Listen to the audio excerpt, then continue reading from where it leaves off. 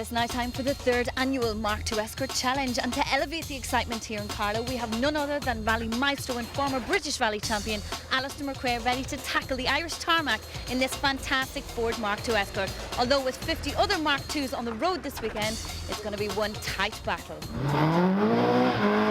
Well, I'm joined now by Mr. Alister McRae, creator of a lot of the excitement around this Mark II Escort Challenge this weekend. Alister, your Irish fans have been waiting in anticipation for this event. How are you looking forward to it? Yeah, really looking forward to it. I've not been in Ireland for the last 8 years. I think with the Volkswagen was the last time here. First time in tarmac with the Mark II, so yeah, I'm looking forward to it. It's going to be fun. The Irish guys are really going to put it up to you this weekend. Are you going to be fit for it? Yeah, no, we'll give it our best shot. I'm sure there'll be. Gordon Noble, the co-driver, has been pointing out the quick guys, and there's quite a few of them, so we'll just need to get the sandal down. So, Alister, do you believe there might be any potential for a championship in the Mark II? Yeah, I think when you come here and there's 50 cars, some rallies in the UK only get 50 cars of an entry on a good day, so if you can have 50 Mark II Escorts here, I'm sure there's room for a championship, definitely. One of Alister's main rivals in the Mark II Challenge will be Welshman Gwyneth Evans, who came close to winning last year and is a big fan of the McRae family. I think I'm nearer to his father age than to Alister, but no, I'm a big fan of the McRae family, and I'm honoured to be running behind him, to be honest. I don't think you'll have any problem giving the young guys a run for their money. I'll be trying hard, but I think it's a tall order, but you never know, stages are demanding today. Quite bumpy and rough, and a bit of rain yesterday will make him a bit slippery, I'm sure. But there's only one way I know, and that's to try hard. Finishing third last year, Seamus O'Connell has been competing more in forestry events recently, so he has some adjustments to make for his tarmac event. Most of this year I've been doing the forest and the woods, with a different car in the woods, and so this is, I haven't been out in that car there this past 10 months, so it'll take a stage or two to get to the feel of it and see what happens just.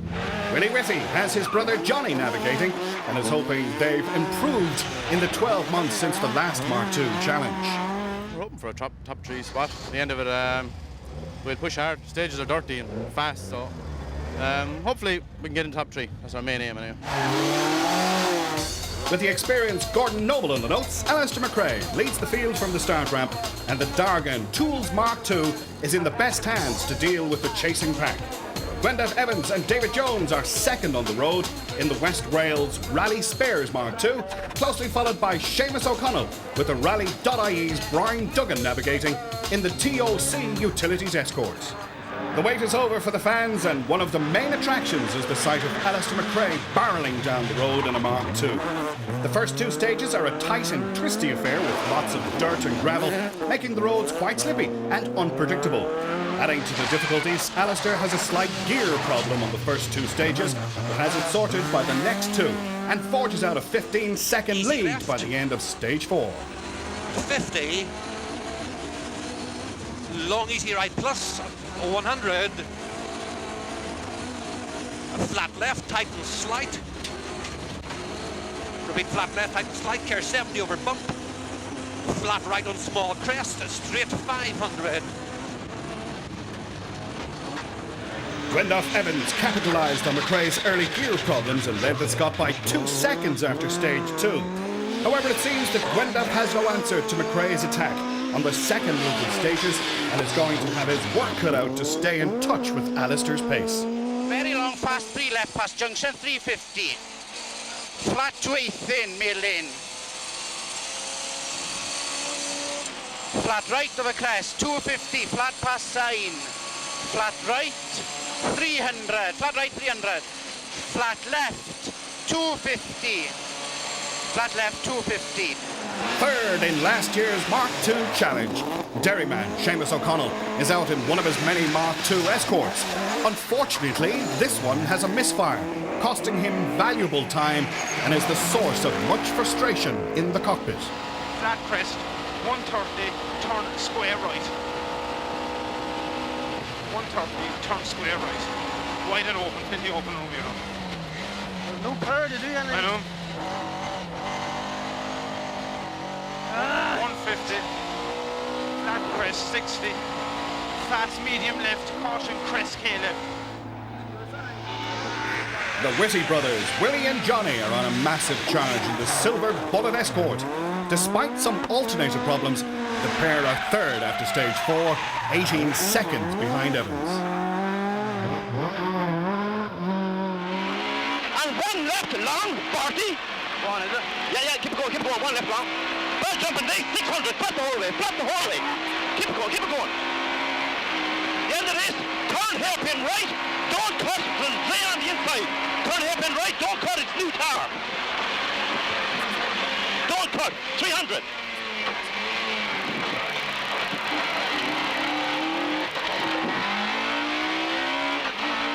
Trevor Culpert's Mark II is always entertaining, but that's not the way to get competitive times. Normally, there or thereabouts, Trevor is currently languishing in 13th spot. Local man John Nolan is currently 8th, but his standing could have been better were it not for a few off-road excursions. With these moments behind him, he makes a determined charge for the next loop. Downhill, 3 right, 130. 130. Caution, bumps, 80, square left. Bumps, 80, square left. 60. 3 right over gravel through the dip. 3 right over gravel through the dip. 80 up the middle. 2 right, 3 left. James Coleman is in one of the finest Mark IIs out there, and he relishes these events. The Sherway Forklifts backed Escort is tying with Nolan for 8th place after stage 4. 5th place finisher in last year's challenge, Seamus Murphy, finds the opening stages quite a handful, and this is reflected in his times. The Keelings backed Escort is down in 14th position, over 2 minutes off McRae's time. Right, turn square left. Easy right and slow easy right, turn square left. Slow here and turn square left. 80. Good. Long cut easy left, maybe, slippy. From neighbouring County Kilkenny, Enda O'Brien and John Butler are working very hard in the silver Mark II, but are just outside the top 10 leaderboard at the halfway point. Local men David and George Condell are currently 7th in the Camillus Bradley hired Escort. After an impressive opening 2 stages, Welsh crew Hugh James and Neil Spires retire before the second loop. Also from Wales, but having better luck, is Wayne Evans, son of Gwendoff. The second Evans-Jones pairing is not as fast, and Wayne is 5th after stage 4. Monaghan's Mick McQuaid and Arthur Kearns are keeping in touch with the top times and lie in 10th spot. In 6th position, Welshman Neil Williams and Uric Davis are only a few seconds behind their compatriot Wayne Evans in 5th. More Welshmen on a rampage. Gary Thomas and Philip Ralphs aren't quite as competitive as they would like to be, but you won't hear the spectators complaining as they throw away more seconds with this costly spin.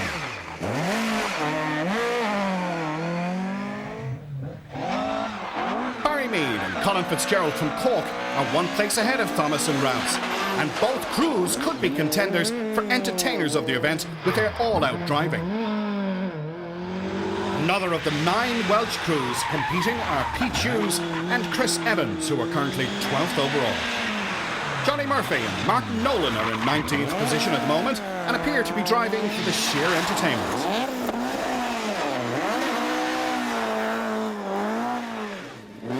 One place behind Murphy and competing in his second Mark II challenge is English visitor Alan Watkins, who has Gemma Price navigating in the Rothmans-decked Escort.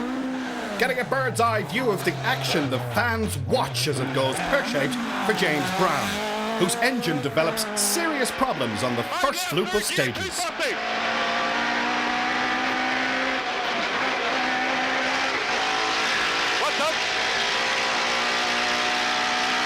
Long one right. I'm back there, 5 left. 5 left there. I'm in. Right. 300. Another Whitty from Wexford, David Whitty, currently lies 17th on the leaderboard. 6 right and down to hairpin right. 6 right down to hairpin right. Watch it here now, just the river. Down to hairpin right. Watch it here now. 6 left now a bridge at the 6 left now a bridge and the square right don't cut. Square right here don't cut. 6 long 6 left here.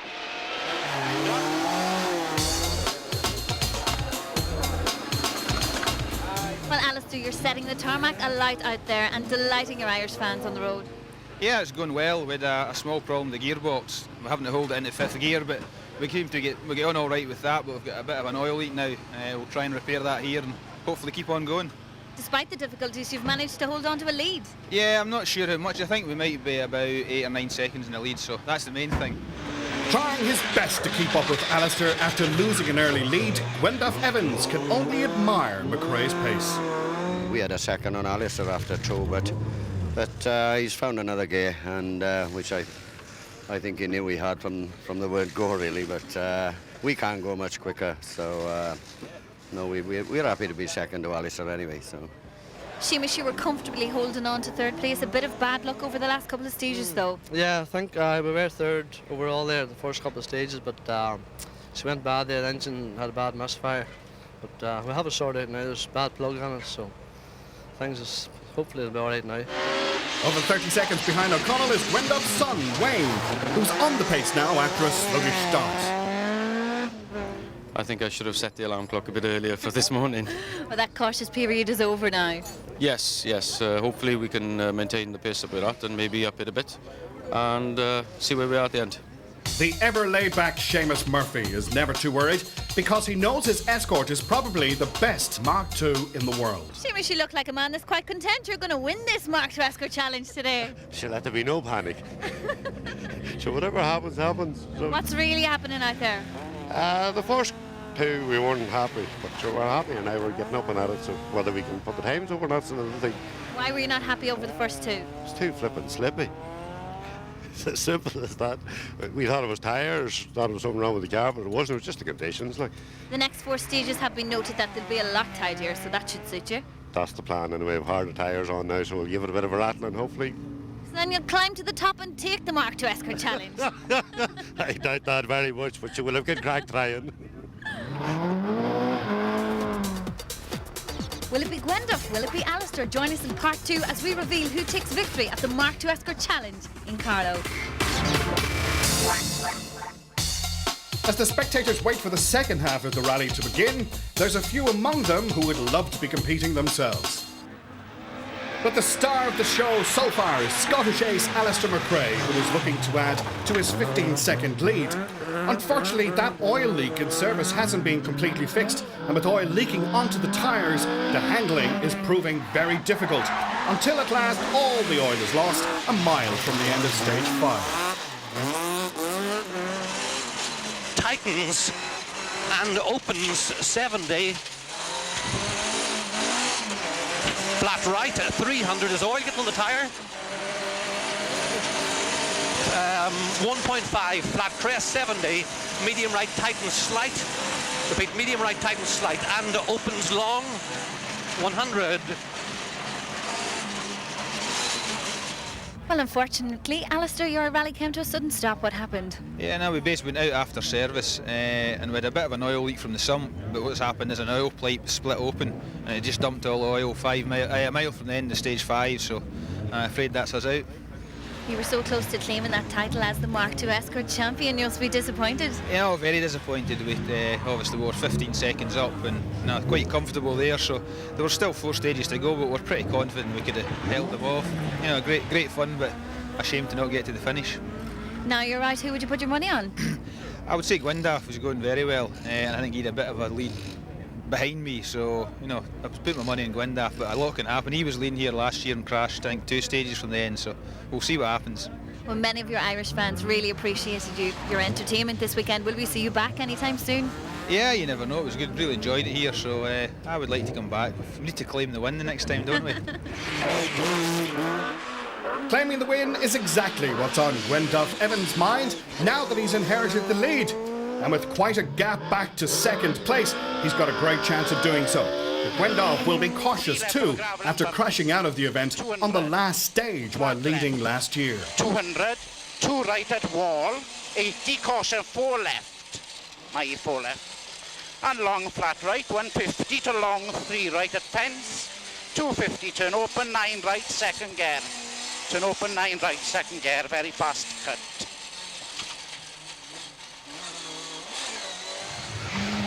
With the engine misfire sorted thanks to the new spark plugs, Seamus O'Connell is desperately trying to make up the lost time and catch the Whitty brothers in second place. It's all flat. last crest, and easy right, 100, turn square right. All the way down, keep it going, all the way down. Easy right, and then turn square right.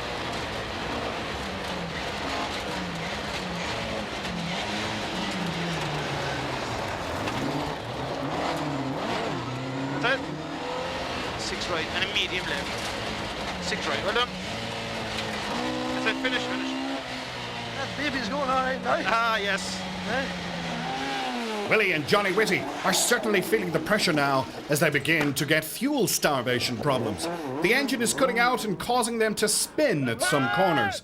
At this rate, they'll be lucky to hang on to second spot.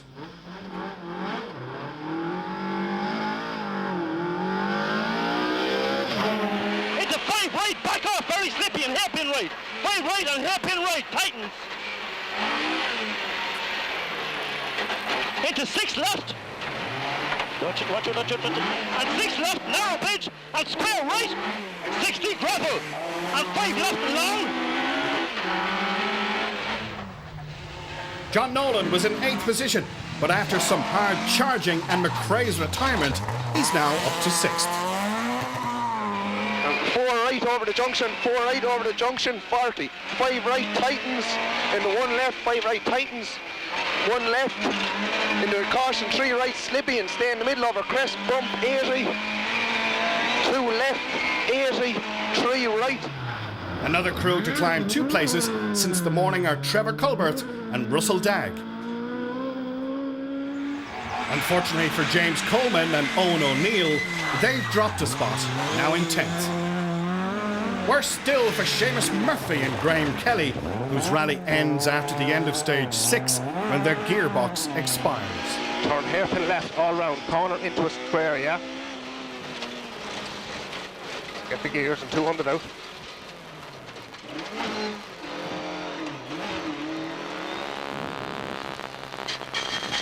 Oh, clutch. Enda O'Brien and John Butler benefit from the retirements and end up 9th on the leaderboard. Already showing signs of contact with the scenery, David and George Condell are still at full sail in 7th place.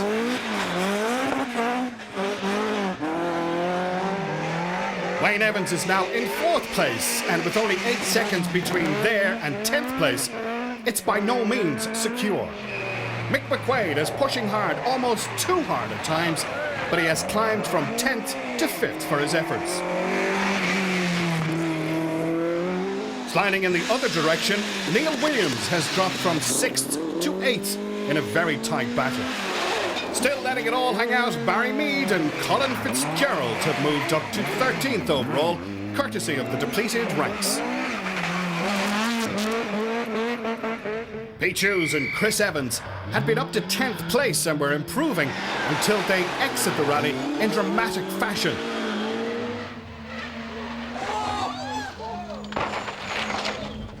Thankfully the Welsh crew are okay, but the same cannot be said of the Escorts.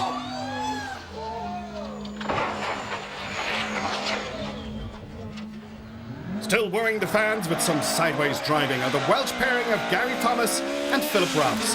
Their ragged style is such that even after the amount of retirements they gain, no places on the leaderboard. A number of time-consuming errors are to blame, and they finish 16th.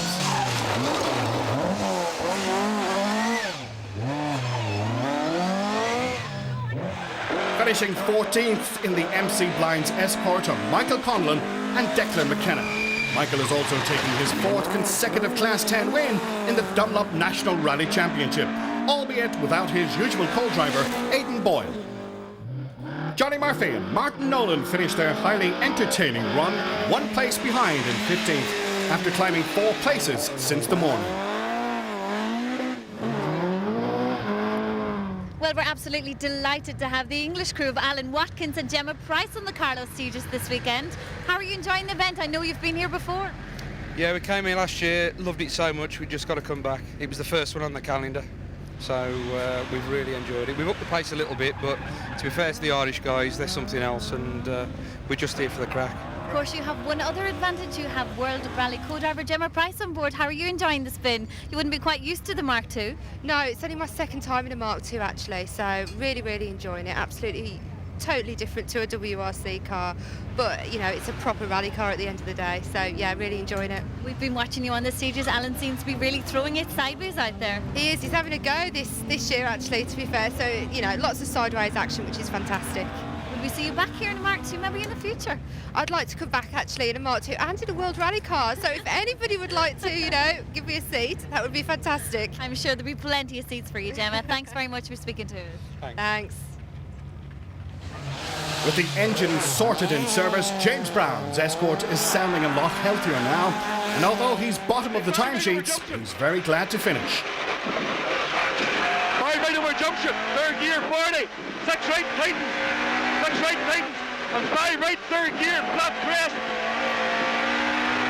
Giving it a real push on the last loop, David Whitty and Frank Dwyer finished 12th overall after some heart-in-the-mouth moments. Left gravel, 60.